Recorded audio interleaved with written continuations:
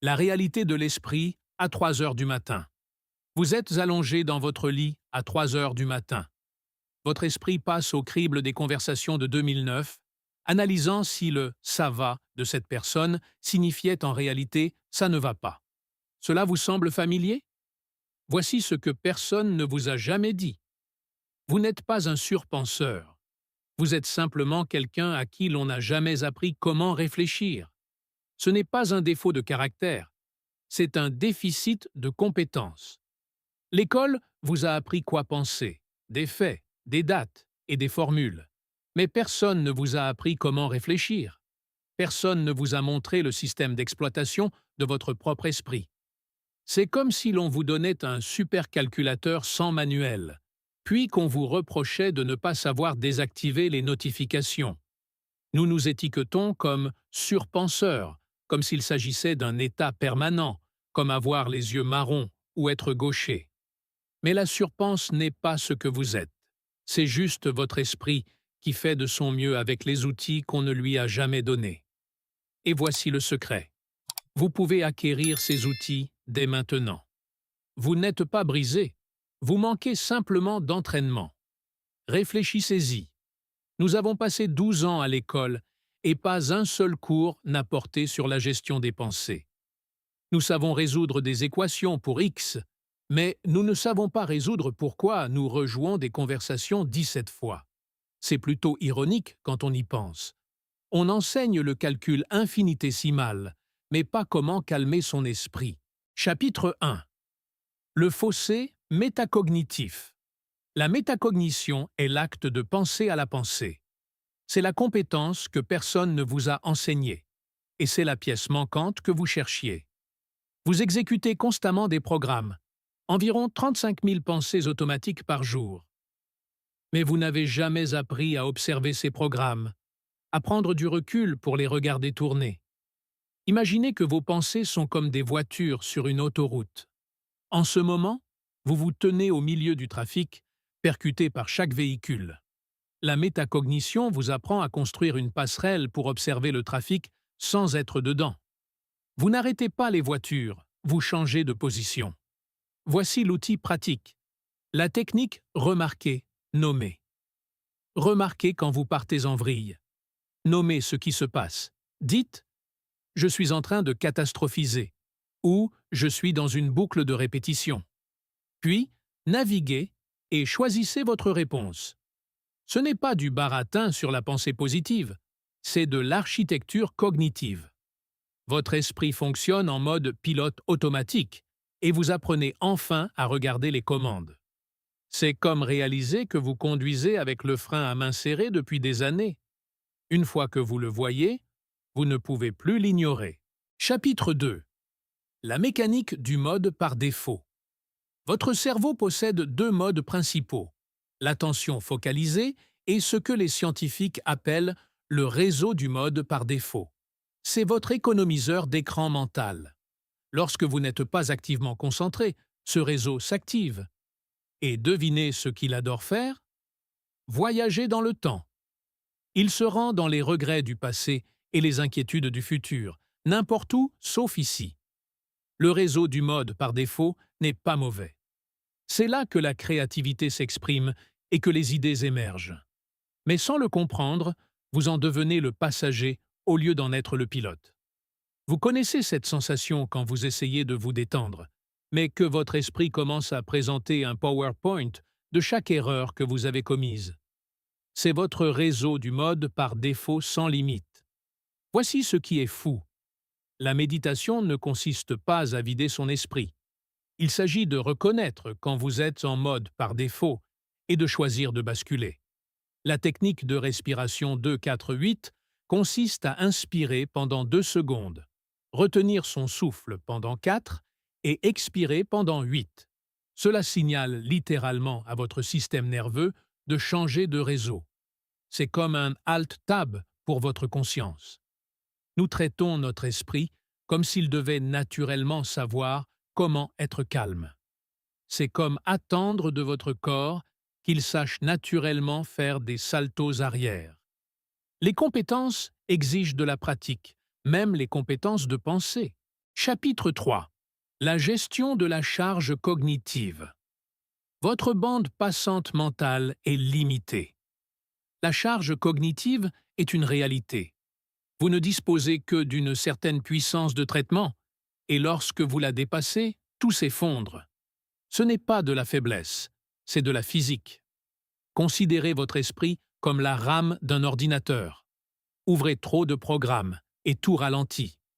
Cette fatigue décisionnelle que vous ressentez est votre charge cognitive qui atteint son maximum. C'est pourquoi Steve Jobs portait toujours la même tenue. Ce n'était pas parce qu'il était bizarre, mais parce qu'il comprenait l'économie cognitive. La solution n'est pas d'essayer d'augmenter votre RAM, c'est de mieux gérer vos programmes. Regroupez les décisions similaires. Créez des routines qui s'exécutent automatiquement.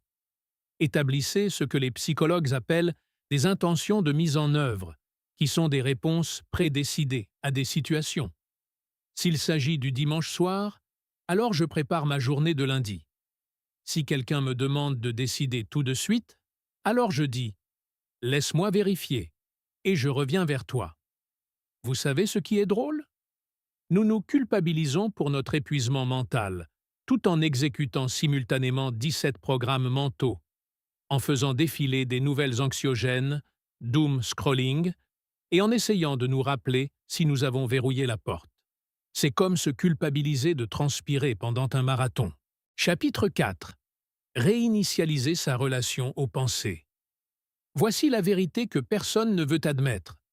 Vous ne pouvez pas arrêter vos pensées.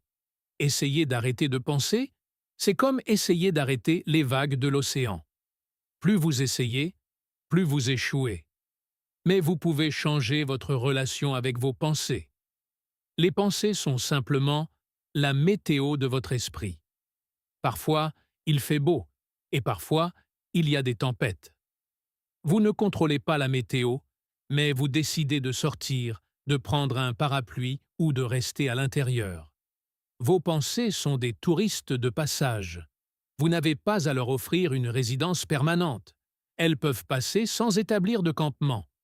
L'outil ici est la diffusion cognitive. Au lieu de dire « je suis un raté », essayez « j'ai la pensée que je suis un raté ». Cela semble simple et même stupide, mais cela fonctionne brillamment. Cela crée un espace entre vous et la pensée. Vous n'êtes pas vos pensées, pas plus que vous n'êtes la musique provenant de l'appartement de votre voisin. On nous a appris que contrôler ses pensées équivaut à la force mentale. C'est comme penser que retenir sa respiration équivaut à une bonne santé respiratoire. La force ne réside pas dans le contrôle, elle réside dans la navigation. Chapitre 5. L'architecture de l'attention. Votre attention n'est pas un projecteur, elle ressemble plus à un zoom. Vous pouvez ajuster à la fois la direction et la largeur de la mise au point. Vous utilisez un objectif large pour balayer et un objectif étroit pour les détails. Mais personne ne vous a appris à ajuster votre objectif. Vous êtes donc bloqué sur un seul réglage, généralement zoomé beaucoup trop loin sur les problèmes. L'attention sélective est une compétence qui se travaille. Vous filtrez constamment.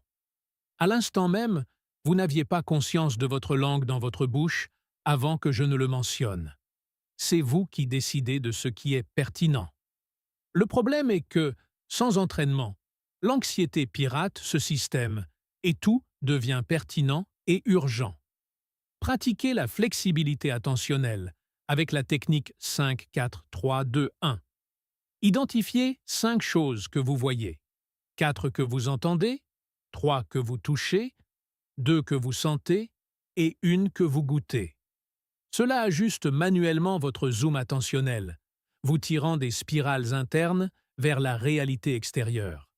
C'est comme s'apprendre à soi-même que le moment présent existe aussi.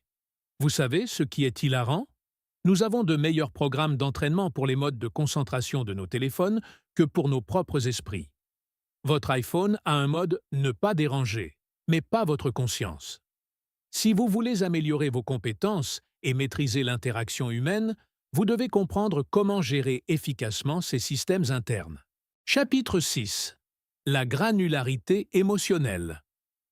Vous n'allez pas simplement bien ou n'êtes pas juste stressé. La granularité émotionnelle est votre arme secrète. Plus vous pouvez identifier les émotions avec précision, mieux vous pouvez y répondre. C'est la différence entre « je me sens mal » et « je me sens déçu par le résultat, mais optimiste pour la prochaine tentative ». Votre vocabulaire émotionnel est votre réalité émotionnelle. Les personnes ayant une granularité émotionnelle plus élevée ont de meilleures relations, moins d'anxiété et plus de résilience. Pourquoi? Parce que le stress est trop vague pour être résolu. Mais être submergé par des échéances concurrentes est quelque chose que vous pouvez réellement traiter. Développez votre vocabulaire émotionnel comme vous le feriez pour votre vocabulaire courant. Au lieu de « en colère », essayez frustré, irrité, exaspéré ou indigné. Au lieu de « triste », essayez déçu, mélancolique, affligé ou nostalgique. Chaque mot est un outil. Et en ce moment, vous essayez de construire une maison avec seulement un marteau. Voici ce dont personne ne parle. Nous avons plus de mots pour commander un café que pour nos états émotionnels. Nous pouvons commander un latte venti demi-décaf au lait d'avoine avec 2 pressions de vanille. Mais pour les sentiments, nous disons juste « Ouais, ça va ». Chapitre 7. Les intentions de mise en œuvre. C'est l'arme secrète gratuite que les psychologues ne veulent pas que vous sachiez. La planification par « si alors » et les intentions de mise en œuvre doublent votre taux de réussite. Pas 10% de mieux, le double. S'il est 21 heures, alors je mets mon téléphone dans une autre pièce. Si je commence à partir en vrille, alors je fais la respiration 2-4-8. Si quelqu'un demande une réponse immédiate, alors je dis « laisse-moi y réfléchir ». Vous prédécidez des réponses, éliminant la fatigue décisionnelle et créant automatiquement de meilleurs choix. Votre esprit aime les schémas et déteste les décisions. Les intentions de mise en œuvre vous donnent les schémas dont vous avez envie tout en supprimant les décisions que vous détestez. C'est comme programmer des raccourcis clavier pour votre vie. Si contrôle plus anxiété, alors exécutez le protocole de respiration. La puissance n'est pas dans la planification, elle est dans la spécificité. Si je me sens stressé, ne fonctionne pas. Si je remarque que mes épaules se crispent à mon bureau, fonctionne. Vous avez besoin de déclencheurs clairs, pas d'intentions vagues. Nous avons tous essayé « je ferai plus d'exercices », mais s'il est 7 heures du matin en semaine, alors je fais 10 pompes avant de me doucher, se concrétise réellement. Chapitre 8. L'effet de test. Voici ce que les écoles ont compris à l'envers. S'auto-tester est 300% plus efficace que de relire. On n'apprend pas par l'apport d'informations. On apprend par la récupération. Chaque fois que vous extrayez une information, vous renforcez le chemin neuronal. Cela s'applique aussi au schéma émotionnel. Ne vous contentez pas de lire sur la métacognition. Testez-vous. À quoi je pense en ce moment? Quel réseau est actif? Quelle est ma charge cognitive? La récupération, c'est l'apprentissage. L'effort pour se souvenir, c'est la croissance. Créez des micro-tests tout au long de votre journée. Réglez des alarmes aléatoires. Demandez-vous « quel outil pourrais-je utiliser maintenant ?» Ce ne sont pas des devoirs. C'est la construction de voies neuronales. Vous construisez littéralement les routes sur lesquelles les pensées voyageront. Sans test, vous vous contentez de peindre des routes sur la carte sans les construire réellement. Il est curieux de voir comment nous testons tout le reste. La vitesse du Wi-Fi, la batterie du téléphone, la température du café, mais jamais nos outils de pensée. Nous vérifions la qualité des achats Amazon plus que nos schémas mentaux. Chapitre 9. La symphonie de l'intégration. Maintenant, voici où tout se multiplie. Ces outils ne s'ajoutent pas seulement, ils se multiplient. La métacognition plus la granularité émotionnelle plus les intentions de mise en œuvre ne font pas 3 outils. Cela équivaut à un changement exponentiel. Regardez bien. Vous remarquez que vous partez en vrille. Métacognition. Vous identifiez une anxiété d'anticipation Concernant la présentation de demain, granularité émotionnelle. Vous exécutez votre si alors, si anxiété de présentation, alors respiration 2, 4, 8, plus une action de préparation, intention de mise en œuvre. Vous venez d'utiliser 3 outils en 15 secondes. Il ne s'agit pas de perfection, mais de pratique. Chaque outil rend l'autre plus fort. L'entraînement de l'attention améliore la métacognition. Une meilleure métacognition révèle des schémas émotionnels. La compréhension des émotions améliore l'allocation de l'attention. C'est un cercle vertueux des intérêts composés pour votre esprit. Savez-vous ce qui est beau? Ces outils fonctionnent pendant que vous dormez. Votre conscience consolide ces schémas et les rend automatiques. Vous êtes littéralement en train de vous recabler. La surpense qui semblait permanente n'est que du vieux câblage, et le câblage peut être changé. Chapitre 10. Le chemin vers l'avant. Vous avez maintenant ce que l'école ne vous a jamais donné, le manuel de votre esprit. Vous n'êtes pas un surpenseur. Vous êtes un penseur sous-entraîné qui vient de monter en niveau. Commencez par un outil, un seul. Maîtrisez la technique, remarquez, nommez, naviguez. Pratiquez la planification si-alors ou élargissez votre vocabulaire émotionnel. N'essayez pas de tout révolutionner d'un coup. C'est le schéma de la surpense qui essaie de revenir en douce. De petits changements et une pratique constante mènent à des résultats cumulés. Rappelez-vous, les pensées sont la météo, pas le climat. Votre esprit a un dossier de courrier indésirable. Utilisez-le. La charge cognitive est réelle. Respectez-la. L'attention est ajustable. Entraînez-vous à l'ajuster. Les émotions ont besoin de vocabulaire. Construisez le vôtre. Le test l'emporte sur l'étude. Testez-vous. Ce ne sont pas seulement des concepts, c'est votre nouveau système d'exploitation mentale. La personne allongée, éveillée à 3 heures du matin, rejouant des conversations et se noyant dans les « et si » n'était pas brisée. Elle était juste sous-entraînée. Et maintenant, vous avez les outils. Votre surpense n'était pas de votre faute, mais votre transformation est votre choix. Appel à l'action finale.